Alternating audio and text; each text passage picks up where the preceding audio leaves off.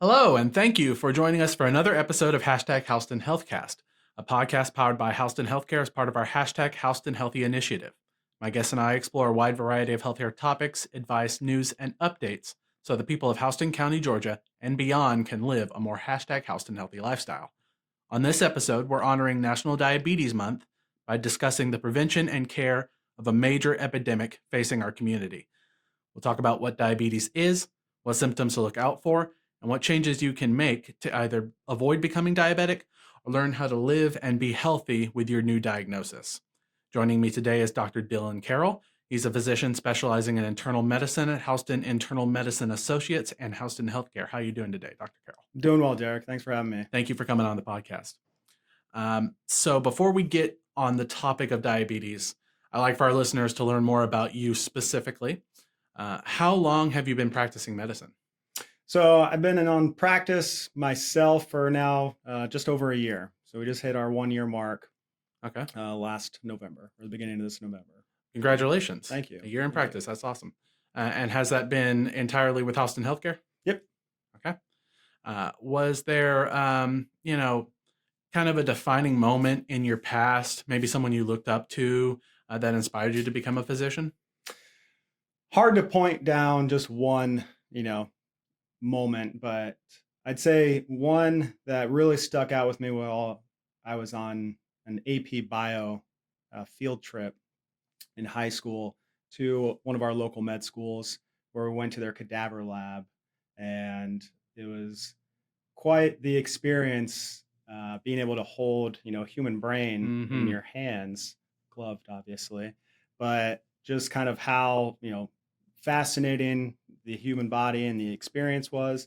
That was kind of where I kind of first I remember, being very excited about, anatomy, physiology, Right. and medicine. And then it's just been a number of smaller events pushing me that way as well. So That's a unique field trip. I don't know if I ever went on one like that. yeah, it was, very lucky. That's really cool. So why did you choose internal medicine as a specialization? Yeah, so internal medicine, in my mind, was kind of the prototypical, is there a doctor, in the house or on the flight, where they cover really the wide spectrum of, adult diseases. And so there is so much breadth there, but there is also the depth that, me personally, I really enjoy. So I like knowing, about a lot of things. I like learning. And that was going to be one field that kind of kept me always interested and involved, as opposed to some of the other more specialties, which I still love, but I don't want to give up that breadth. Sure. The ability to kind of be, I think a lot of internal medicine specialists are also primary care physicians because of how much they cover. Yeah. So, but let's get into the topic at hand. Diabetes, as I said, is a major epidemic facing not just Houston County, but the world at large. According to the CDC in 2019, 37.3 million Americans, or 11.3% of the population, had diabetes.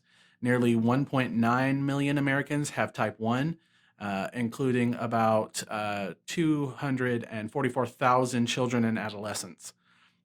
And of that 37.3 million adults with diabetes, 28.7 million were diagnosed and 8.5 million were undiagnosed. Out of those individuals, 29.2% are 65 or older, which equates to 15.9 million seniors, and that includes diagnosed and undiagnosed seniors.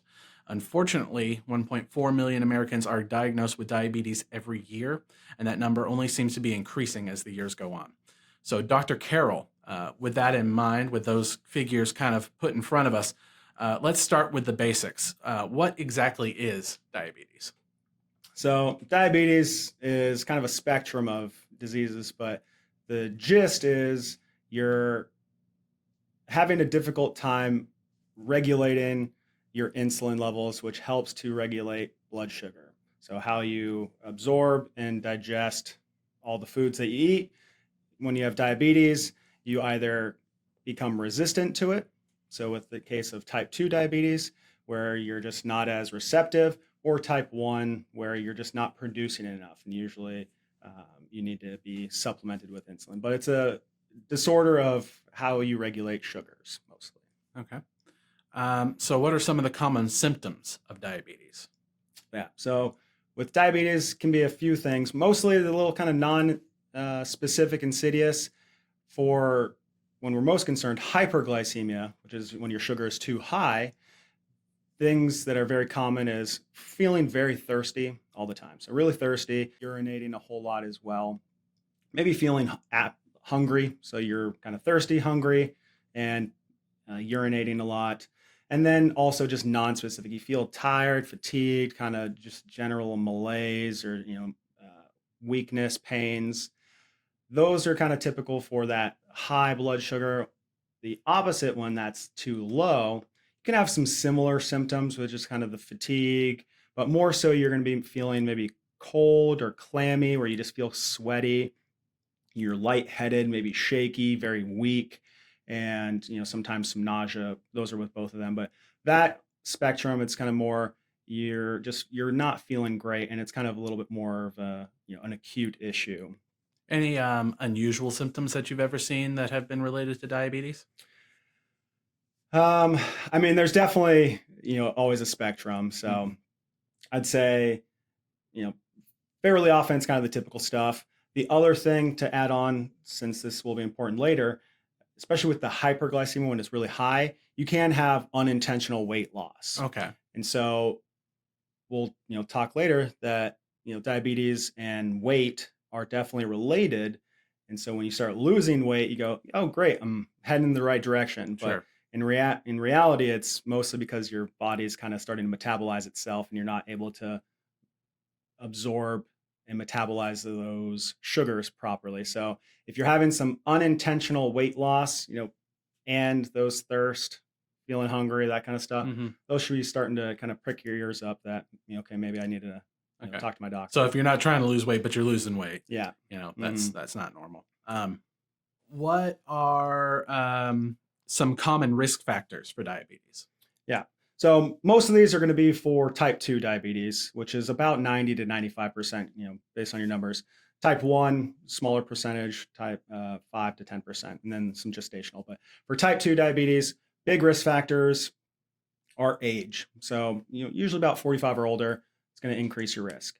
Other are high blood pressure, high cholesterol, poor diet, and physical inactivity or sedentary lifestyle. These are all big risk factors for a lot of chronic lifestyle related diseases, but diabetes we'll kind of talk about more so. And family history, also important too. So those are some really big kind of risk factors that you can see that are some are modifiable. We can make changes. Others not so much. Can't really change our age or our hereditary history. So Sure. So, considering those common symptoms, those risk factors, I come in with, a handful of those or all of those or only a few of those. You're suspecting diabetes. What, from a clinical perspective, do you do to reach that final diagnosis of diabetes? yeah. So really kind of depends on that individual patient's presentation. So if they're having those kind of symptoms of the overt hyperglycemia where they're really high, and you check just a regular blood sugar, even a finger stick or from a lab, and it's high, the diagnosis is made, usually about, above 200 or so for that Okay. random glucose. Now, more typically, we're probably familiar with the hemoglobin A1C, Okay. which is the glycosylated amount of hemoglobin, which is just mean how much sugar has been attached to a red blood cell. And then you check that, and it tells you what the blood sugar has been looking like for the last 3 months or so, which is about the lifespan of a red blood cell. So that's really the kind of nice typical one that we do, but there's many different ways to kind of confirm, with especially like in the gestational side with pregnancy, checking oral glucose tolerances where they basically eat a sugary syrup and then you just get their blood sugars checked after several hours in between, which is difficult and Hmm. inconvenient for most. So Sure. with our newer, A1Cs and everything, we're trying to kind of go more toward that, right? Right. Whatever's convenient for the patient to get them in, to get these tests and diagnoses made is going to be kind of the best. But Right. Absolutely. Definitely whatever's going to work best with your patient. yeah, Obviously, it's a shifting sort of yeah, thing. So, what are the different types of diabetes? yeah. So we kind of alluded a little bit. Main one, type 2, and that's, like I said, 90 to 95%. And that's that progressive resistance with insulin. So your body's making it, making the proper amount, but you're just not really listening to the signals as much anymore. Type 1 is more usually autoimmune, and you're not producing enough insulin. So you just don't make as much as you need. And that can vary as well, how Sure. much. And then there's gestational, which is the one that occurs during pregnancy. And then there are also about 12 other different types, Mm, but not as important. Those are the three main ones. Type 2 is kind of your bread and butter of what most people are going to be familiar with and talking about. gotcha. So, Mhm. there's 12 different types in total. Yeah, about, yeah. That's interesting. And That's they're interesting. mostly subsets of Okay. kind of type 1, type 2, and refers to what the underlying etiology, if there was some, a common one that I like is type 3C, Mhm. meaning people who have had issues with their pancreas specifically, which is the hormone or the organ that makes and produces insulin. So someone who has maybe pancreatic cancer or chronic pancreatitis, where there's damage and scarring to that pancreas, or eventually at a surgery where they remove part of it, then they're going to develop, or most likely will develop, diabetes.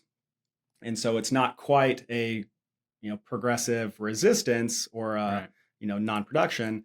It's this, you've kind of taken away that organ. So it's just like this, like I said, slightly different subset, Mhm. more so nuanced for, a specialist, Right. but it is just kind of good to keep in mind that the picture can, on presentation, can maybe, it's hard to just decide whether it's type 1 or type 2, Sure. because as it's getting more and more common, we're seeing, with childhood obesity, with obesity in general, we're seeing type 2 diagnoses in the much younger population. We're also seeing some autoimmune type 1 in the older population. Right. Traditionally, you thought type 1 was juvenile, Mhm. type 2 adult onset. But that's not really the case anymore with Yeah. what we've been seeing. So, on that initial diagnosis, it can be a little bit difficult to decide. So, just being aware of, reassessing is important. Sure.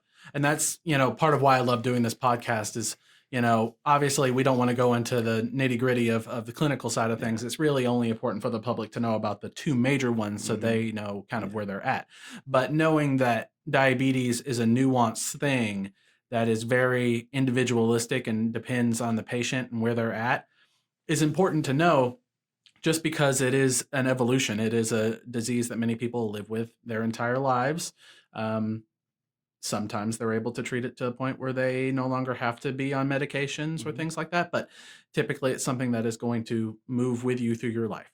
So knowing that side of it, at least knowing that doctors are constantly looking at individual minutiae about it, is very helpful, I think, to our listeners. So thank you for that little bit of information. Yeah. I think that was very informative. So you kind of talked about it's difficult to differentiate between the types of diabetes in terms of diagnosis. Um, is there a way to differentiate like definitively between type 1 and type 2? Yeah. So, I mean, it's not quite difficult overall. It's just on that initial presentation, right? If they're, that sugar's really high, they're having a lot of those other complaints and issues that we talked about. It's not necessarily as important to go, okay, it's this type 1, type 2. Doesn't change management in that short term. But yes, as far as definitive diagnosis, determining if it's, more type 1, there's definitely some autoimmune or antibodies that you can check for that are common, that result in kind of that decreased insulin production. Okay. So that's a typical one that you Hmm. check. You just check the antibodies. Gotcha. But otherwise, most of the time, if you have kind of all those risk factors we talked about, and the picture is pretty consistent, you don't need to kind of go down that rabbit hole. When you do is when maybe things aren't acting as you'd expect them to. Okay, Sure. well, maybe there's something else going on here, Okay. but most of the time, yeah, you kind of have a good idea. But we definitely can kind of rule that out or determine which one it is when we need Understood. to. So when you reach the diagnosis, what are the treatment plans for type 1 and type 2 diabetes? As you said, they're similar. Hmm. And what are some common medications? Yeah, so type 1, it's pretty much they need insulin. And how much insulin, it varies. That is, better left to kind of endocrinologist. Not always the case, but mostly we'll kind of talk just type 2 and pre-diabetes, since that is kind of the majority of it. Mm-hmm. But for me personally, my first step is kind of full risk assessment. Where is this patient at as far as how many of those risk factors they have, what other complications they're experiencing, what symptoms they have, what's their affinity to taking medication or not, right? But for me personally, I really, really kind of want to push lifestyle and prevention, right? Mm-hmm. So the more we can prevent that progression from prediabetes to diabetes, all the better. Going back to your numbers, yeah, it's about 11% of the population of the US has diabetes, Mm-hmm. but over 1/3 of the population has prediabetes. Sure. And 1 in 5 don't know that they have diabetes, but 8 in 10 don't know that they have prediabetes. Sure. So the likelihood of someone having prediabetes pretty high, and working to prevent that progression is really going to be that first step. So lifestyle, huge one. We can kind of go over that in more detail because I think Mm-hmm. that's so important and oftentimes kind of overlooked Sure. by a lot of other providers because realistically we don't necessarily get all that much training on that. Mm-hmm. We get the gist of it. We know we need to diet, exercise, we need to do this stuff. But then as far as the counseling goes with your patient, we tell them the gist of that. They don't have the same training that we do. That what Sure. seems implied or assumed on our side doesn't necessarily mean it's going to be for that patient as well. Right. So really trying to break that down into more digestible and understandable goals and expectations for them, I think is super helpful. Yeah. So that's really where I start. But then as far as medications, the common one, metformin, very typical first line agent. Sure. Especially for prediabetes, can definitely help the progression to diabetes. And then when we get into other diabetic treatments, there's a lot of newer medications, the SGLT2 inhibitors, so things like Farxiga, Jardiance. You see the news Mm-hmm. articles all the time. The big ones that most people are probably familiar with are the GLP-1 injectable medications, things like Ozempic and Trulicity, Right. which have been kind of co-opted now for weight loss specifically, Sure. which again goes hand in hand with diabetes often. So Gotcha. So let's talk a little bit about prediabetes since you brought it up. What exactly is prediabetes? Is it a disease state, or is it just a set of symptoms or a set of conditions in the body? What exactly is it? So yes and no. It's yes, it's a disease state. It's basically the early signs of diabetes, generally type 2. So you might have some symptoms associated, but generally they're going to probably be more asymptomatic. Okay, they're not going to have those overt hyperglycemias or those overt hyperglycemia type symptoms because it's not that high yet. It's just a little bit high, just higher than normal, not quite to that threshold where you're getting a lot of those kind of uncomfortable sensations, but just in the middle of that. Mm-hmm. And as I said, it's just kind of that progression. So it's a little bit of abnormal glucose over a long period of time, and then you get that kind of eventual progression in disease state. So a common term that's heard when you talk about prediabetes, or at least the world of prediabetes, it's often used interchangeably. I don't know if that's accurate or not, but metabolic syndrome. What exactly is that, and how does it lead to diabetes? So metabolic syndrome, related, not quite the same, but very similar. So more so related with prediabetes. Metabolic syndrome is a complex constellation of other disorders and symptoms, namely having high cholesterol, having excess weight, especially around the midsection. When we talk about risk factors and weight, the central obesity is a much higher risk than kind of overall peripheral obesity, kind of in the extremities and things. So having that high central obesity, high cholesterol, hypertension, those sorts of things. That is kind of what we call metabolic syndrome. And then also some impaired glucose metabolism, basically the prediabetes. So it's kind of a feature of its Hmm. own separate, or the Sure. prediabetes is a feature of kind of that metabolic Sure. syndrome. And as we've kind of said, that is just all of those risk factors that then will eventually precipitate, the progression of, you know, prediabetes and metabolic syndrome to diabetes. Makes sense. Mhm. So, what kind of are the processes for diagnosing and treating metabolic syndrome and prediabetes? I'm guessing it's, finding those same kind of symptoms that you would notice in anything, as you said, hypertension and all those things, and kind of recognizing the constellation. Yeah, it's definitely a little bit of that. Ultimately, I think it comes down to just making sure you're focusing and kind of trying to pay attention to your own health, right? Being your own advocate. Oftentimes, what happens is patients just aren't going to the doctor for, even years at a time, Hmm. where all of those little complaints that they're maybe experiencing just kind of start building up. And then it gets to a point where, hey, doc, all right, I'm not feeling great. And it's been, years where they've kind of had this slow transition. You don't quite notice it as much. You kind of just get used to feeling tired and weak and fatigued all the time. And you Hmm. think, well, I'm just getting older, when in fact maybe it's something else going on. Sure. So I'd really encourage, patients to try and prioritize their own health a little bit. Sure. And, if you haven't been to the doctor in a while, gotten any labs, maybe it's time to get, that checked out, especially if you have maybe those risk factors, or have been told, you've had those risk factors like high blood pressure, or, high cholesterol, or maybe a little bit overweight, Hmm. or have, family history. Those are all things that maybe should push you to be a little bit more proactive with it. Sure. Mhm. So I want to get into kind of frequently asked questions, but before I do, I kind of want to drill in on what you were talking about before about prevention. Mhm. So, what are some major steps that people can take in terms of lifestyle changes, maybe diet changes, things like Mhm. that, to help prevent diabetes and also help, if they already have a diagnosis, treat their diabetes holistically in a Mhm. way that can, maybe prevent necessary medications down the road. Yeah, absolutely. So, as I said, huge advocate for lifestyle, and really is kind of the foundation. I love medications; they have their purposes, but I understand that not everyone doesn't want to be on a whole bunch of medications, and that's okay. But having both of those kind of tools in your tool belt are really important. Like I said, even if we start medications, doesn't mean that we shouldn't be doing those foundational lifestyle things as well.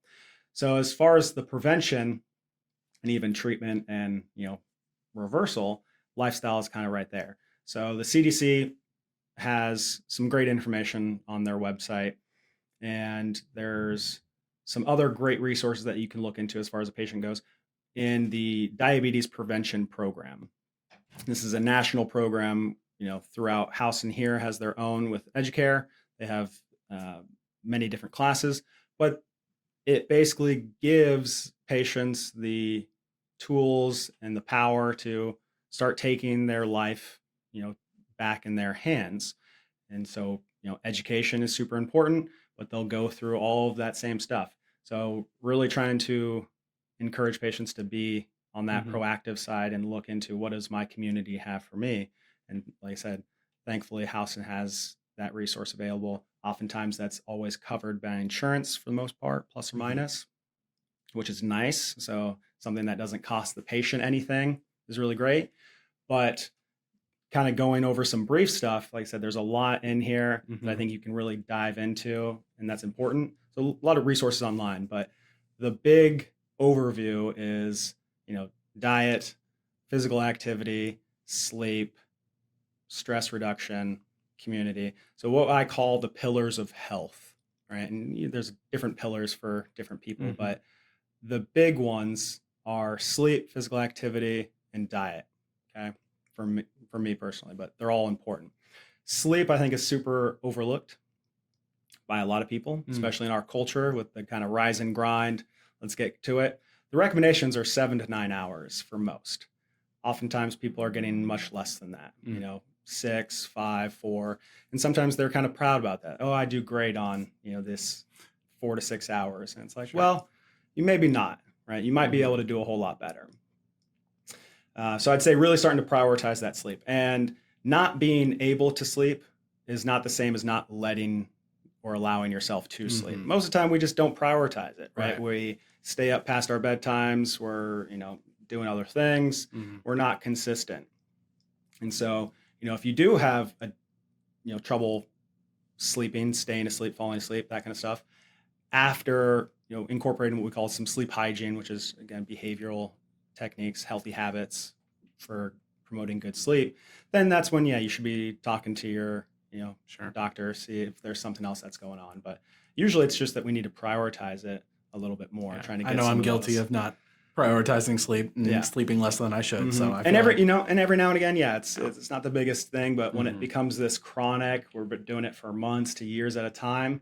That is, there's no system in the body that's not enhanced by sleep. So when you're not getting enough of it, there's nothing that's not then impaired by your lack of it.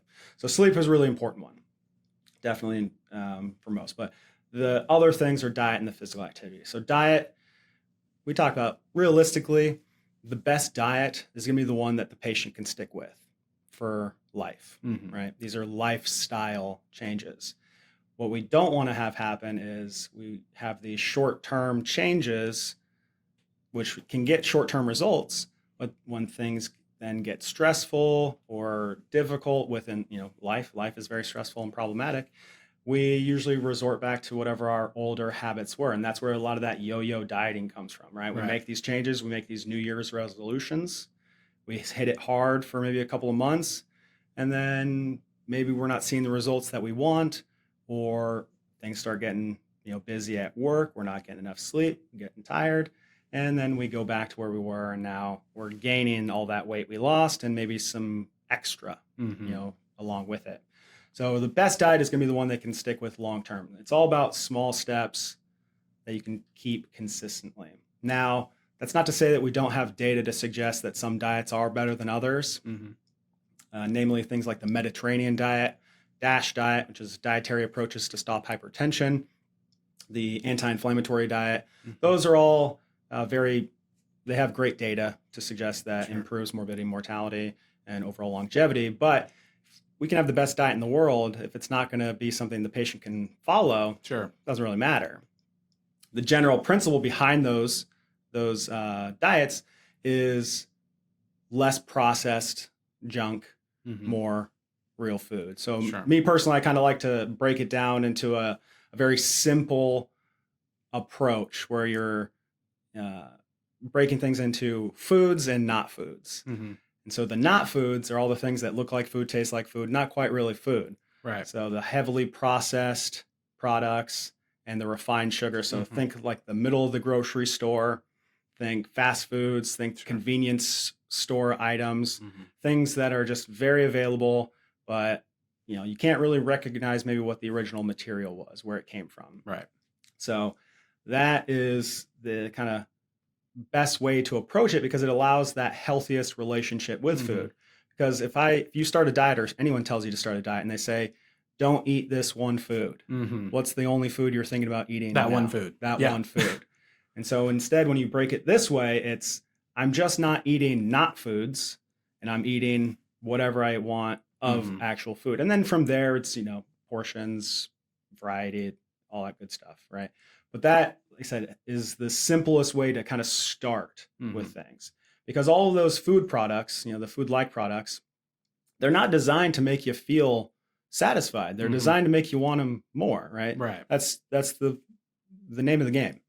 Now, that's not necessarily a nefarious or evil thing that food corporations and science is doing. It's just that that's what pleases us. That's what makes us get those dopamine rewards where we get those cravings. So they're just kind of appealing to the market, but doesn't mean we have to follow along with it. So the more you can break up that cycle, the better it's going to be, because like I said, it's going to make you crave more and more. Now, on the plus side, as you kind of cut that back, and stop eating those things, your body can readjust and then those cravings decrease. Because oftentimes that's what patients complain about a lot. It's Hmm. this, I'm voraciously hungry. I'm always eating. I'm not, even when I'm not, I'm bored. Like it's that boredom eating. Hmm. Oftentimes a lot is that related to sleep. So how sleep can impact, your diet and everything. It decreases your impulse control. It increases your appetite. It makes you crave those foods that are higher in fat, sugar, and salt because they hit all those good reward systems. And then it gives you less food satisfaction. So again, kind of that you're eating out of boredom, where you're just, I'm not really hungry. I already had food, but I'm here at the fridge again. Oftentimes it's Hmm. because we're not having enough sleep. Sure. Those calories can be 300-400 extra calories without even wanting Right. to or trying. So it definitely adds up. Hmm. Um, but with the diet and everything, as you cut that down, and specifically like sugary beverages, so what Hmm. we call kind of empty calories, those can definitely add up really quickly, especially if you have pre-diabetes or diabetes. You Right. already have an issue regulating sugar. Hmm. So like I said, trying to just cut out those things is going to be the best first step. Now, I say it's simple, but it's not easy Right. because availability and convenience is why Hmm. those are such, heavy Right. hitters in our culture today. It's because Hmm. they're everywhere. Yeah. It's what we're serving, to our kids in the schools. It's what we're serving in the hospitals. Hmm. Obviously, not everywhere. Doing a great job, where we can, but it's everywhere. Right. And healthy food is not always the cheapest. Sure. And I understand that. And there's always things to keep in mind, food deserts Hmm. and access. That's where a lot of those barriers come from. So you have to, determine for that patient Hmm. and all your patients or friends and family, what the barriers are to that lifestyle, to that living, and try and make the changes that you Sure. can, benefit from, right? You don't have to do all of it. Even one change over the long term Hmm. can make a big difference. Yeah. And kind of speaking quickly on weight loss, going on diets and doing these kinds of things, which is related to diabetes. Mhm. Coming from my own weight loss journey and talking about changing your diet, a lot of it is going to come down to willpower. Eventually, you are going to come up against the need for willpower. Um, the body, doing a little research on my own, the body produces a chemical called leptin. And, the smaller you are, the less you weigh, the hungrier you get because of leptin, because the body produces more leptin when you have less, less fat in your body. Mhm. So it's a constant uphill battle, and the uphill battle becomes harder as you're losing weight. So, one of the things that people come to me and ask me, well, how'd you lose all this weight? First step, get your mind right. You've got to have the mindset, because without the mindset, you can't have the willpower. Without the willpower, you're not going to be able to stick to it. And like you said, it's a lifestyle change. So it's a decision of being, this is how I'm going to be. This is not something I'm doing temporarily. Yeah. And I do want to make a small correction uh, to that idea of willpower. I do Hmm. definitely agree that mindset Hmm. and having expectations and goals is very important, right? You need to Hmm. know why you're wanting to make these changes Sure. and what is important to you. But I do want to kind of caution yourself and others, because this is Hmm. what happens is, you know, diabetes, obesity, these aren't willpower diseases. They aren't Hmm. Sure. a disease of not having enough willpower. There is, underlying physiology, and you brought up, leptin, there's ghrelin, which makes you hungry all the time, that play in part. People who are overweight or obese aren't there because they don't have the willpower, Right. which I know that is a cultural, Hmm. systemic thought that happens, oh, they did this to themselves. You kind of notice that obesity is really only the only disease that people kind of get made fun of for having. Hmm. You don't tease your alcoholics. You don't tease the people with high blood pressure. Right. Oh, you did this to yourself. Hmm. We are more understanding. And that was kind of that whole mind shift of treating obesity as a chronic medical condition, which it is. Now, like I said, mindset, all of that is definitely important, but knowing that, you know, there's things at play that are outside of that control. And that's why sometimes the medications have a place and a role to play. Because again, it's not no amount of willpower can make you beat, Hmm.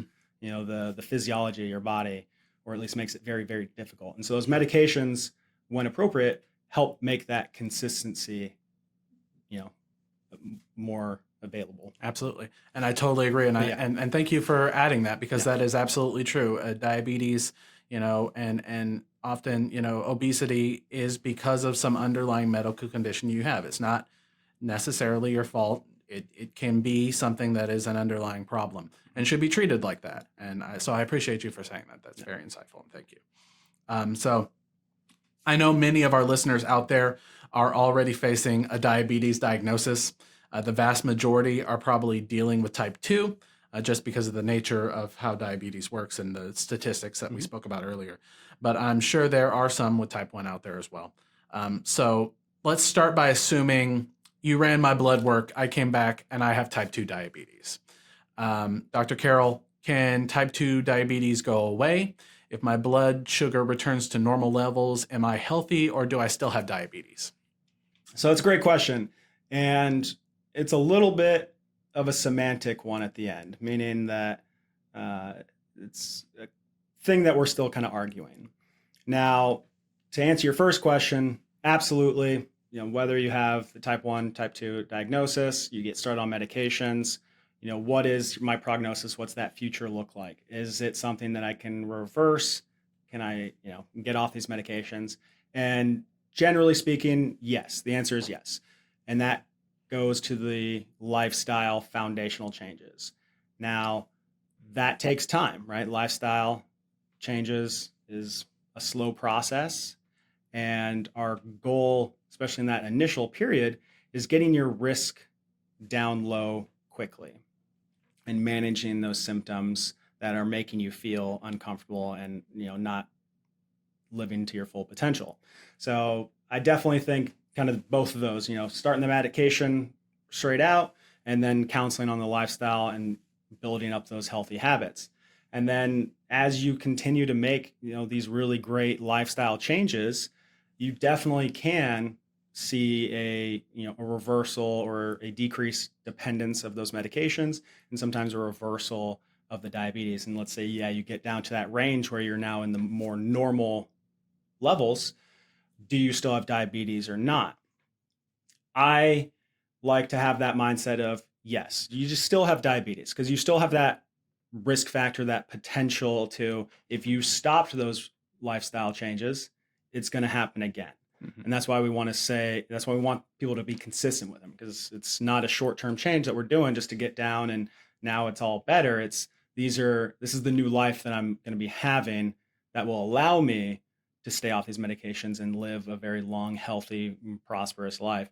But I think as a uh, just to clarify and reduce any confusion, I think it's best to just stick with saying, yes, I still have diabetes, but it's managed with lifestyle or so. Because Okay. that can definitely factor in later on. Let's say it's been 5, 10 years down the line, and maybe your medical records don't necessarily show that anymore, and you kind of Hmm. forgot about it. And then all of a sudden, something happens and things go wrong. Hmm. It's nice to have that information to go, okay, yeah, yeah, we have that potential risk, but we're managing it really well without, these medications or whatnot. So, like I said, a little bit of a semantic. Some people Right. say, yeah, no, you don't have diabetes anymore.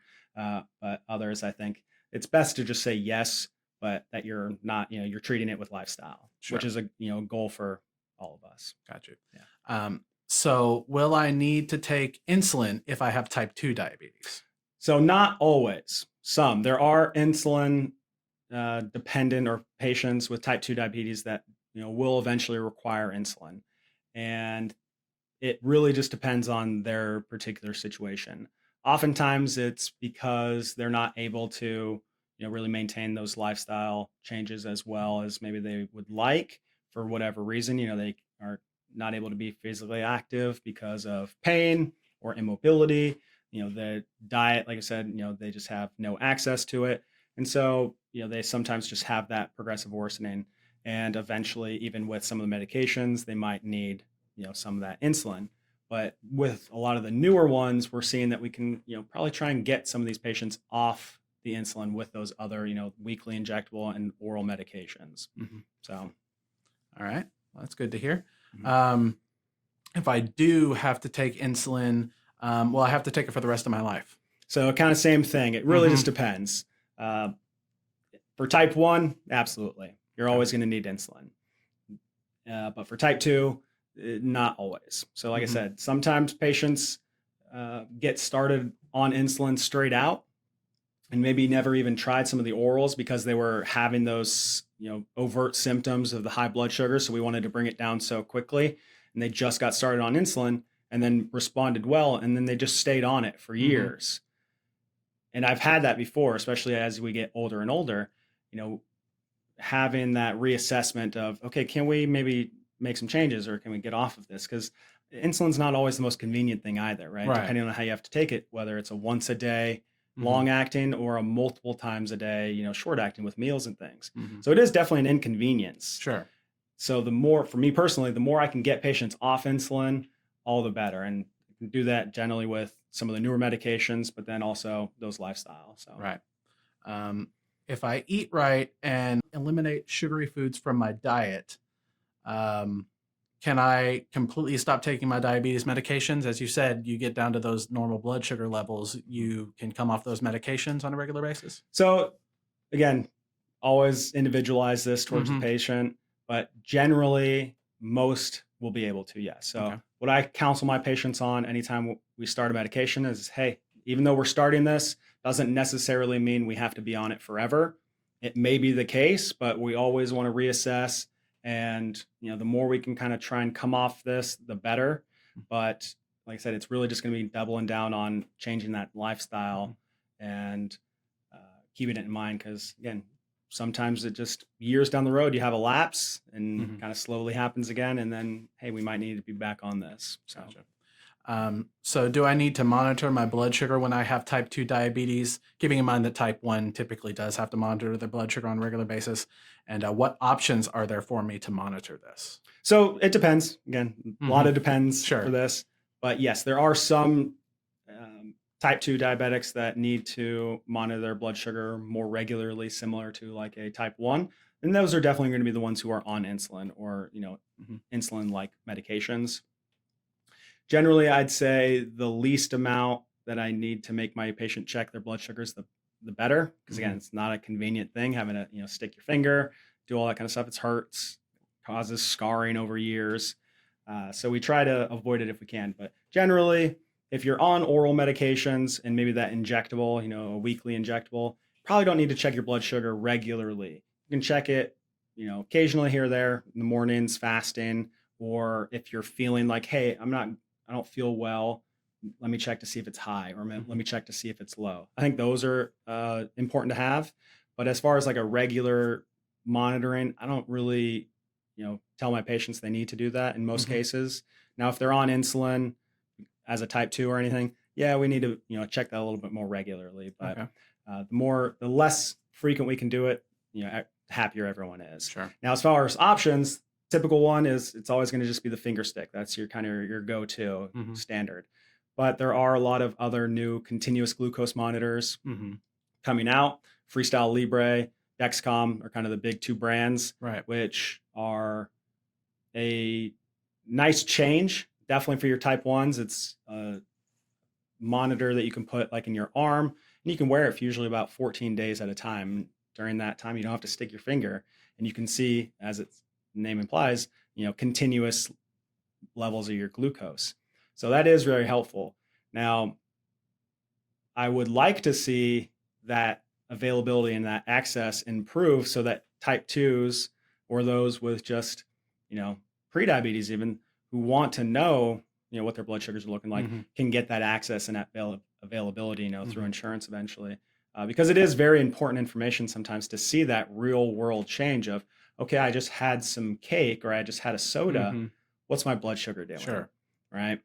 And so that again gives that patient more information, more power to know, okay, how is my body personally reacting to the food that I put in, right? Because we talked about nutrition is really a vital step to our overall health. And again, that direct visual feedback is Mhm. really, really important and helpful, I think, for a lot of those patients. Sure.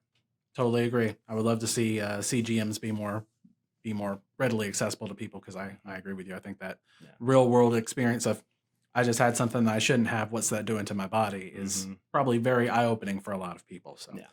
um, if I have any children or I already have children, are they at risk for developing diabetes if I have type 2? So a little bit, we talked about risk factors. Family history is still um, relevant for type 2.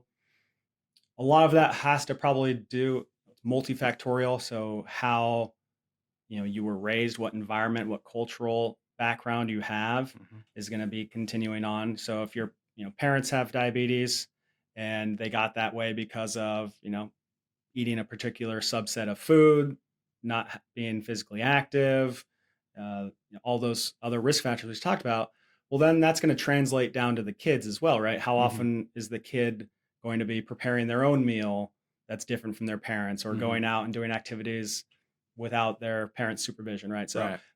there's probably some combination of that, both hereditary aspect, but Hmm. also the environmental Right. actions that accompany that as Hmm. well. So definitely, a little bit higher risk, but not always a one-to-one definitive. Right. Maybe your child is rebellious against you. A lot of children are like that. Maybe Hmm. that's the one thing you want them to be rebellious about is the lifestyle changes Hmm. that Yeah. keep them from that. Yep. Um, so, same question for type 1. Are there any risks that my children are going to end up with type 1 diabetes? Yeah. So type 1 is usually a little bit more hereditary than the type 2. So Hmm. yes, there is a higher risk for your child being type 1, or having any. So type 1 or autoimmune diseases generally kind of have a hereditary pattern. So, Hmm. and they run in packs. So if you have one autoimmune disease, you may have risks for others. Sure. Diabetes is a common one, and celiac, where you Okay. can't, process gluten, or you Hmm. have an allergy to it. Not to be confused with just that gluten intolerance, which is kind of that more mild Right. version of this. Is more, and they're having actual tissue damage and things because of that. Hmm. But that's another autoimmune.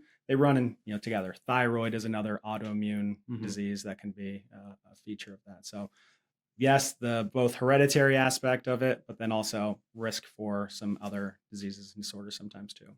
Understood.